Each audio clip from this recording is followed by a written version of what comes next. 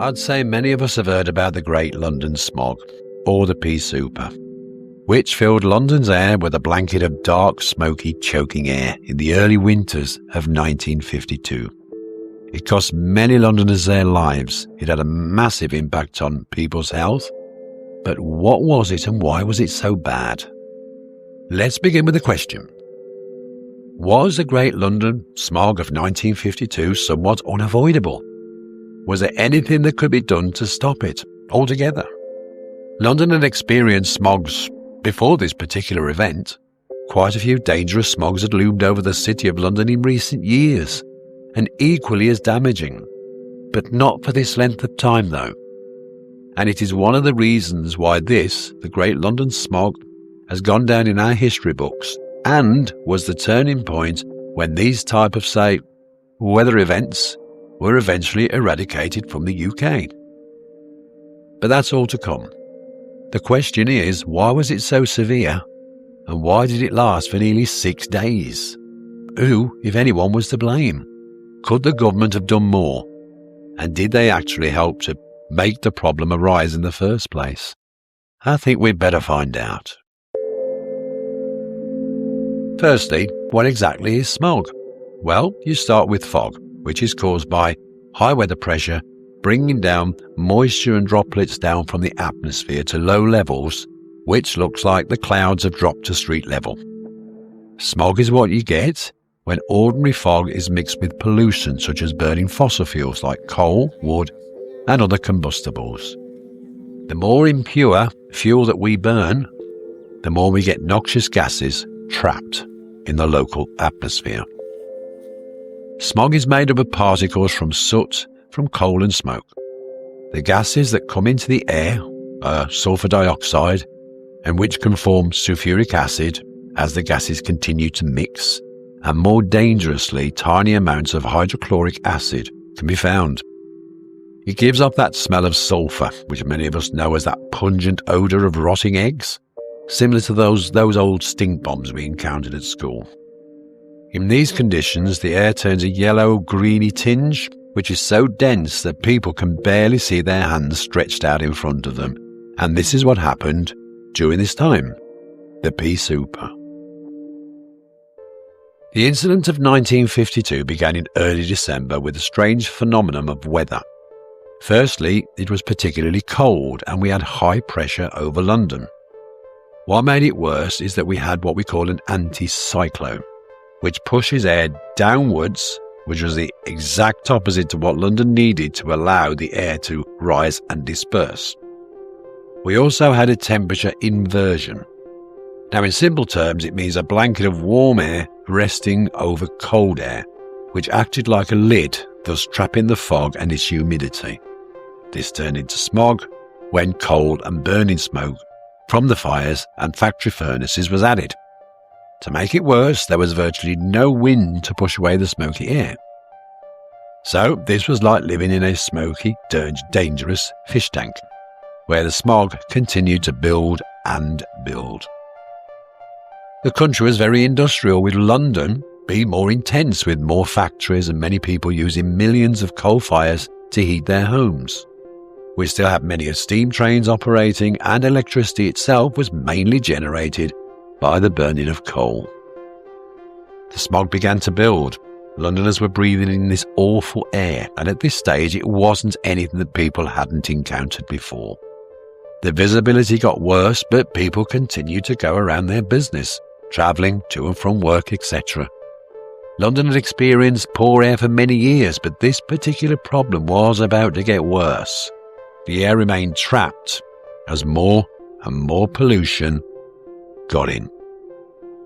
As we mentioned before, the main reason for the terrible and dangerous air was due to the burning of coal. But it was of a poorer quality, which produced more toxic fumes when used. The government had decided to sell higher quality coal with less emissions to other countries in order to help pay off the debt of the Second World War.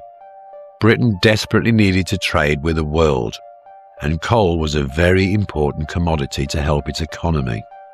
This meant the Brits were burning second-rate coal. Coal is graded on size and quality, large purer chunks of coal, anthracite, containing less incombustible properties and will burn slowly, giving off more heat and less fumes than soot, and producing less smoke. Whereas smaller pieces of coal, which had more dust and ash and dirt, could contain more sulfur, thus being bituminous, and burnt with less sustained heat and expelled more toxic fumes.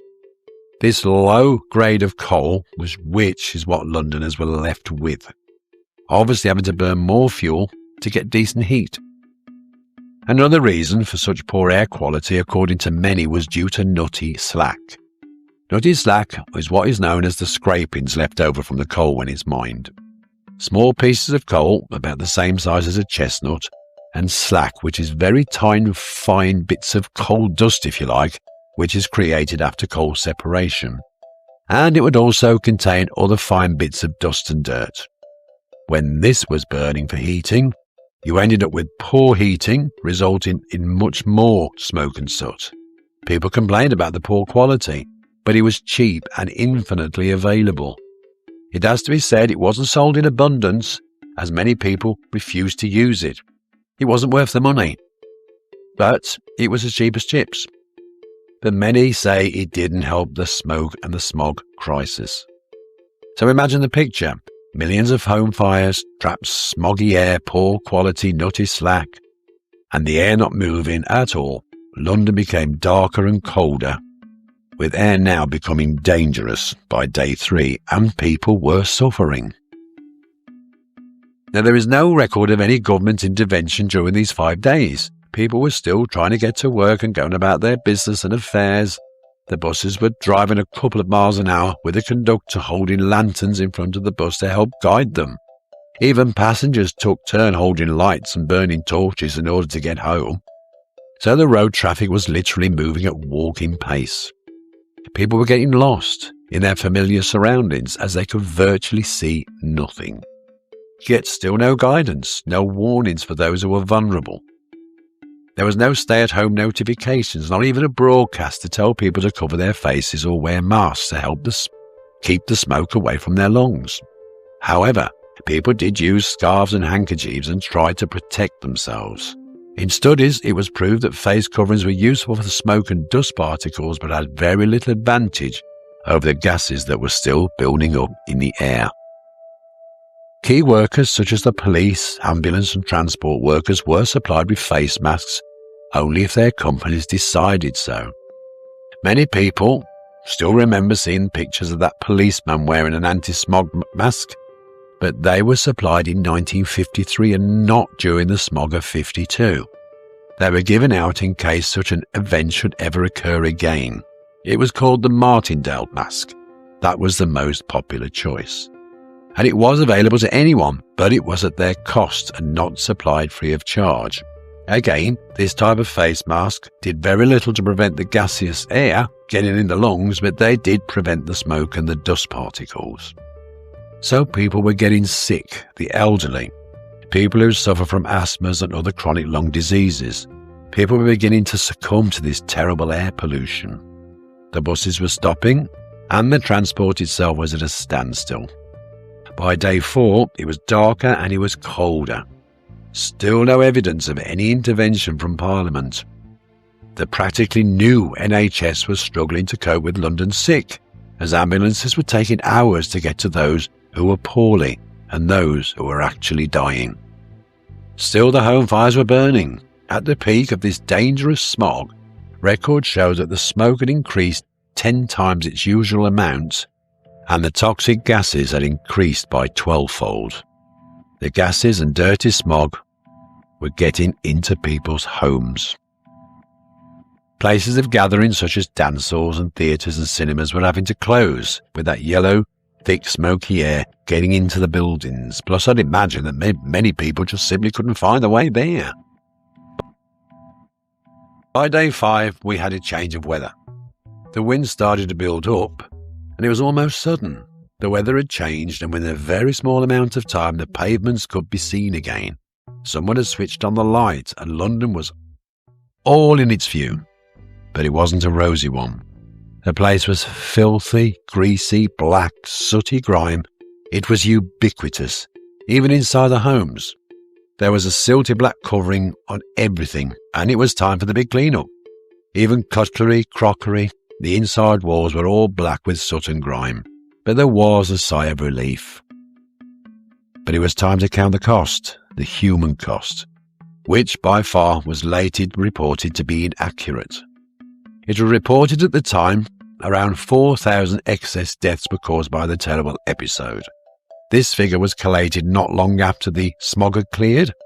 Later, these figures were found to be much higher, and reports over the years have indicated the death toll being as high as 12,000 deaths. More people were affected. 100,000 people had serious health conditions resulting from the Great Smog, which was not so great, was it? Their ongoing health issues were in line with the toxic fumes, such as respiratory problems and heart disease. Some people had permanent health issues. This wasn't just a weather event, and indeed it wasn't the last one that London had to deal with. It was a man-made pollution disaster that made Britain's weather worse, and lessons had to be learned. It took until 1956 until the government began to make changes. Under the Prime Minister, Anthony Eden, the Clean Air Act was introduced. Even though we had the Beaver Committee since 1953, which was a body led by Sir Hugh Beaver, who had attempted to press for more changes to be done to clean up London's air. Smoke until 1956 was considered as just a nuisance and not a hazard. The Clean Air Act was passed and prohibited dark smoke from chimneys. Businesses had to try and filter particles of smoke, and the councils had to establish controlled areas where smoky domestic fuels had to be phased out. But this wasn't an overnight thing. You couldn't expect the public just to stop buying coal and pay for a different type of heating. Houses were slowly adapted with such things such as electric storage heating, underfloor heating, gas fires, and eventually central heating. Coal became a higher quality, and the nutty slack was automatically under the Clean Environment Act, and became a natural thing of the past. The government never outlawed it. It was cheap and saleable. People no longer wanted it. We still had the odd pea super after 1956, but eventually, over time, they were gone forever.